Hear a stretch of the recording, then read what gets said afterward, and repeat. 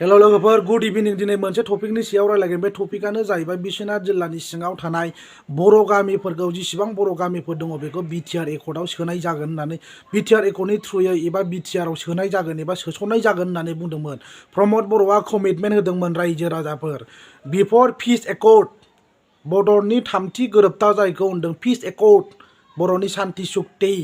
नाथाय बे गोरोबथानि सिगां साइन खालामैनि सिगां प्रमद बर' बिथाङा कमिटमेन्ट होदोंमोन एसिउरेन्स होदोंमोन माने जिसिबां बिश्वनाथ जिल्लानि बर' गामि दङ टटेलि गासिबो बिटिआरआव इनक्लुडेड जागोन होननानै बुंदोंमोन बाट दिनैनि दिनाव प्रमद बर'नि खोथा बुंनाय एबा एसिउरेन्स होनाया दिनैनि दिनाव प्रुफ जाबाय रायजो राजाफोर दिनैनि दिनाव प्रमद बर'आ ओरैबायदि थगायसुला रायजो राजाफोर दिनैनि दिनाव रोखा सासे गोदोनि माने आफादगिरिबो नङा सासे नर्मेल सुबुं दैदेनगिरि माने रायजो राजानि बर' रायजो राजानि जानानै बिथाङा गोबां खोथा बाथ्रा बुंबोदों नाथाय दिनै मोनसे खोथाखौ आं रोखायै बुंबावगोन रायजो राजाफोर थानेश्वर नार्जारिया दिनैनि दिनाव मा खोथा बुंखो एबा सिगाङाव मा खोथा बुंखो दिनैनि दिनाव नोंथांमोना बे भिडिअखौ उइदाउट स्किप फुल नायोबा मोजां नायोबा दिनैनि दिनाव बुजिगोन गमामायैनो बिटिआर एकर्डआ मा दिनैनि दिनाव रोखा जाबाय रायजो राजाफोर दिनैनि दिनाव प्रमद बर'नि जि सिमां बड'लेण्ड मुभमेन्ट खालामनायनि बे टटेलि जिर' जाजोब्बाय रायजो राजाफोर दिनैनि दिनाव रोखा जाबाय प्रुफ जाबाय माने बिथांमोननि जि खामानि मावनाय दिनैनि दिनाव नंखाय होननानै फोरमान जाबाय रायजो राजाफोर दिनैनि दिनाव ओरैबायदि दुखुनांथाव मोनसे खोथाखौ नोंथांमोननो रोखायै बुंनो सानबावदों रायजो राजाफोर थांनाय 2020 मायथाइयाव जेब्ला बिटिआर सुक्तिया जानानै थांबाय बे जानानै थांनायाव बुंनाय खोथा बियो बे भिडिअखौ आं नोंसोरनो होगोन नोंसोरो उइदाउट स्किप नायबानो जाबाय भिडिअखौ नायब्ला नोंसोरो बुजिगोन रायजो राजाफोर सासे गोदोनि आन्दलनखारि सासे सुबुं जायखौ थानेश्वर नार्जारि होननानै मिथियो रायजो राजाफोर दिनैनि दिनाव बिथाङा मा खोथा बुंदोंमोन बे भिडिअखौ उइदाउट स्किप फुरा कनसेन्ट्रेसन खालामनानै फुल कनसेन्ट्रेसन खालामनानै नोंथांमोना नायोब्ला बुजिगोन दिनैनि दिनाव प्रुफ जाबाय रायजो राजाफोर गमामायैनो जोंनि बर' रायजो राजाफोरखौ लानानै थगायमारदों नाथाय दिनैनि दिनाव बर' गामिफ्रा एबा बिश्वनाथनि जेसेबां बर' गामिफोर दं बेखौ सोसननाय जागोन होननानै बुंदोंमोन बिटिआरआव नाथाय दिनैनि दिनाव बहाथो प्रमद बर' नोंनि कमिटमेन्टआ वेर इज योर कमिटमेन्ट प्रमद बर'आ जा कमिटमेन्ट होदोंमोन एबा एसिउरेन्स होदोंमोन दिनैनि दिनाव मावनो हायाखै रायजो राजाफोर दिनैनि दिनाव रोखा बियो लाजिनांगौ दिनैनि दिनाव रायजो राजाफोर इउपिपिएल सरकार प्रमद बर' दैदेननाय सरकार बिटिआरनि एकर्डखौ जों फोथाया बेखौ जोंनि बर' फिसायानो जों बर' जाथिनि थांनानै थानांगौखौ फाननानै जाजोबखाबाय बेनिखायनो जोंहा मोदैल' गयो दा बे दिसपुराव दाउला गेसेरलायनाय बर' जातिखौ फोथांनो जों रायलायोमोन सोर मन्थ्रिया बर'आव बाद दं आं लोगो मोनैलाय चरन नार्जारि दिननिफ्रायनो उदयासल बिबोबाय उपेननि दिनाव दाउथुल' बादि जरासे थाथों बर'आ रायजोखौ लागोन होननायखौ फोथायबाय बे ककिला बालिगाव मिटिं जानायफ्रा गासैखौ मोनजोबबोबाय दुखु नांजोब्बाय गासैबो अब्ला जोंहा दा रायलायनांगौ मा दं बे बिटिआरनि सुक्तियाव जोंहा लाब गैया प्रमद बर'आ एक्सुवेलि बे बर' असे ना हारसा बेलाय आं बेखौसो लुबैदों दा आं बेखौ स्पस्ट मिथिया दाबो बे असे बर' बियो बर' असे ना मा बेलाय आं बेखौनो बुजिया बिनिखायनो दुखु मोननानै दं आं बे बर' जाथिखौ मानो दिनै आन्चलिक दल हिसाबै बर' जाथिया थांनानै थानो लुबैदों बावहाय मानो गुथै आन्चलिक दलखौ बुफायनानै दिनै हालदै फुननाय दोलाव लांजोबनानै जोंखौ मा खालामनो नागिरदों जोंनि बर'नि धोरोम जोंनि बर'नि मावनानै जानाय जोंनि दानाय लुनायखौ नस्थ' खालामनो बे बर' असे नामा फिसाफोर नोंसोर उत्तर हो आंनो बे बर' नामा बे बर' नङा मानसि मोजां बर'मोनब्ला बियो बोसोरबासो मानो रेहाय लादिया बेलाय बे आबसुनि प्रेसिडेन्टआव थानांगौमोन बियो बे मोजां मानसिमोनबा मानो थादिया बेलाय मानो थादिया बियो ओंखारग्रोमोनानो सोरखौबा प्रेसिडेन्ट इउपिएलनिखौ होखारबायनानै गावनो प्रेसिडेन्ट लाबावबाय मानसि लुबैसोला बर' बेलाय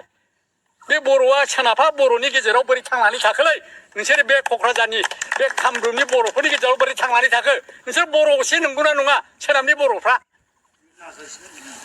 असे सोनाबनि बर'फ्रा असे बर' नङा आंनि बुजिनायाव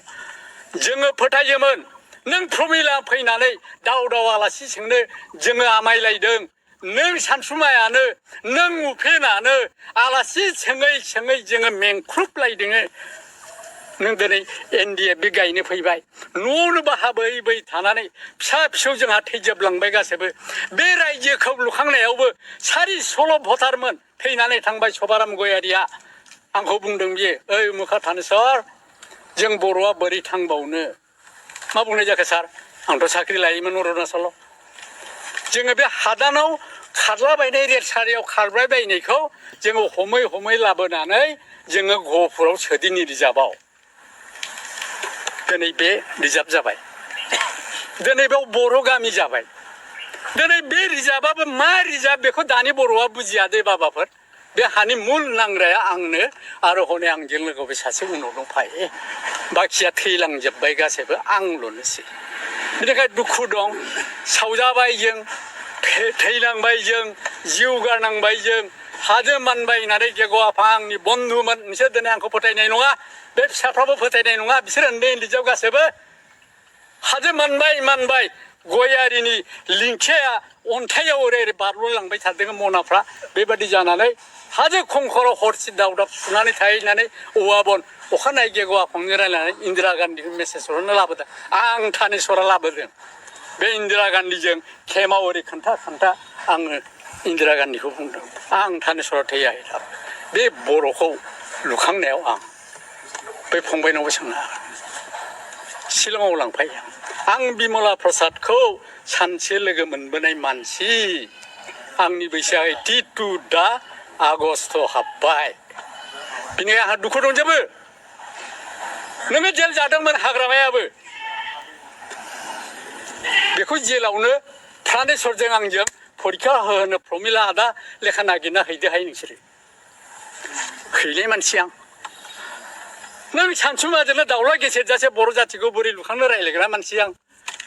नोङो सुक्ति खालामनानै लाबोबाय सानसुमाया प्रथम सुक्ति लाबोनानै लाबोबाय थांबाय आङो 10-12 जन सेंग्राफोर लानानै बेसरखनाव ओइदिनखालि खेवगोन आदायाबो थांफादोंमोन नामा खारन आङो चरन नार्जारि समरजों उदय आसल बिबोनाय मानसि आं दुखु नांबाय उफिना एथ' सुन्दर बुंलांदोंमोन आसाम 50 दिनै बे 50खौ बर' जाथिनि जे सिनस्रि बेखौ मानो दिनैहाय प्रमद बर'आ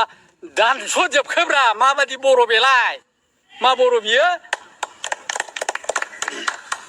50 होननानै उफिना जेरै फोथांनानै गालांबाय उफिना दिनैहाय सुक्तिनि आग बेलायाव बुंबाय जेखि जाया मानो आयेननि बाथ्रायाव मोनथायनि बाथ्रायाव जायखिजाया खुन्थियाखौ पैतृक सम्पति हिसाबै ब्रह्मपुत्रखौ नोंसोरो खुन्थिया थुनानै लाग्रोदो दिनै जाहोना सोरबा NDF गायदोंब्लाबो सोरबा माबा दोलो फाथिदोंब्लाबो दिनैहाय बुखावनानै लाबोनो उपायानो गैला जेलाव थांनानै मोदै हुगारलायदों रन्जना आं जेलाव थांब्ला आदा बेबादि उपेननि खोथाखौ खुन्थियाखौ पैतृक सम्पति हिसाबै ब्रह्मपुत्रखौ थुग्रोनो थोनलांदोंमोन बेखौ रावबो खोनासङाखिसै जार फलनि आंनि थाखायबो असम्भब दाखालिबो थांनानै जेला बे गबोबाय जामिनाव फैबाय प्राइम मिनिस्टार फैखांनायनि सिगां बुंहैबाय रायजोआ मारै जाखो रायजोखौथ' आं बर'फोरनो जेबो होनो हायाखिसै आदा खुलुमबाय हनै आंनि साखि आं लांफादों खुलुमबाय आं जेबो बर'नो होनो हायाखिसै बिनिखायनो माला दोंसेबा आं दाबो गानाखै आदा होननानै बुंबाय एभ्रिथिंखौ जों दिल्लीयाव मा जादों Z to Z बोफ्लेनानै होजोब्बाय 2 घन्टासो हरनि दसासिम रायलायदों न'आवनो थांनानै 7 थारिखआव प्राइम मिनिस्टार फैगोन बिनि सिगां अब्ला मोनब्रै दोलो जाबाय नोंनि हेडआव आगै नोङो मा खालामगोन बेखौ ज' खालामनो हायाबाथ' नोंहा निस्थार गैला नोंहाथ' दावहा नांफिननोथ' सिलाया गथायजोब्बाय नोंथ' दा मटर सालायनायावबो थाखा बिनो हालिया होमबा नों माजों मा खालामबावनो नोंलाय नों मानो सुक्ति खालामखो आंखौ रायलायनोनो सुबिदाखौनो दिल्लीयाव होखाहै आदा बिनिखाय आं माला दोंसेबो दाबो गानाखै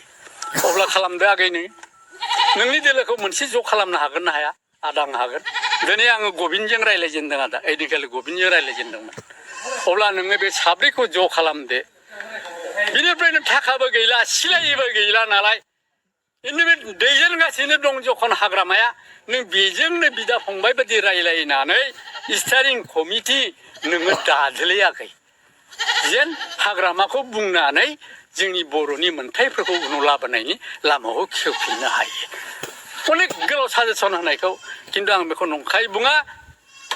रन्जना बे बाथ्राखौ नाजावजोबदों आरो बे ज'बो खालामनो हादों ज' खालामनायखौ जेला नुबाय प्रमद बर'मोनहा सिब जानायनि खर'आ बेरगावबाय सालाफ्रा गिनानै खर'आनो बेरगावजोब्बाय बिसिना बिनिखाय सोहरबाय बिसोर जेलाव बे मोजां बर'बा हारसा जाथिजों मानो बमब्राय जानांगौ बिनि हिनजावानो मानो दाबो दख'ना गानाब्रा मानो सारि गानो बर' जाथियाव फैबायब्ला फिसाया बर' जाबायब्ला बिनि हिनजावा बर' दख'ना मानो गाना मा बर' बियो सोनाबनि बर'फ्रा बेखौलाय मारै नायनानै थानो हाखालाय नोंसोरलाय क'क्राझारनि बर'फोर कौटि कौटि थाखानि माहाजोन जाबाय गासैबो दिल्लीनि गासैबो MP MB गासैबो जाजोब्बाय मन्त्रि जाबाय सरकारा सालायबाय मारै सैनो हाखो बेबायदि मानसिखौ सोनाबनि बर'फ्रा बिनिखायनो जोङो सानबाय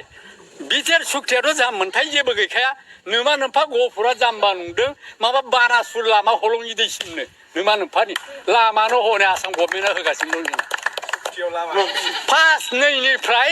बे हलंनि दैसिमनो बानासुर रडनो मानो नांगौ जोंखौलाय बानासुर जाम्बा गहपुरा जाम्बा नङा गहपुरा जेनेरेल जों नाग्लि थांनाय मेलेमसो क'क्राझारा मेजरिटि दिनसो बर' थांनानै थादों गहपुरनि बर'आ ब्रेनजों थांनानै थादों जेनेरेलजों अत्त' गोरलै दासान जोंखौ गहपुरनि बर'खौ एसे गोरलै दासान बिनिखाय रावबो लिडारखौ जोङो फोथायनो जोंहा गोसोआव गैला बिटिआरआथ' बादहो गुलिमार बेयाव जेबो गैया नोंसोर क'क्राझाराबो इमप्लिमेन्ट जेबो खालामनो हाया आं बुंदों जुदि प्रमदआ जुदि बोसोरबासो गेप्स खालामनानै जुदि मावनो हास्थायोब्ला माबा मोनसे जागौमोन जोंनि नुहुरनायाव जोंथ' जाम्बा नङा बे बर'खौनो आङो रायजो खांदों सोरखौ लोगो मोनबोआखै आंनि जिबनाव ओंखायनो आं रायज्लायनो बाखासै नोंसिनि सिगाङावबो रायज्लायनो बाखासै दुखु दंजोबसै नालाय रायज्लायनानै जेबो लाब गैया सोदां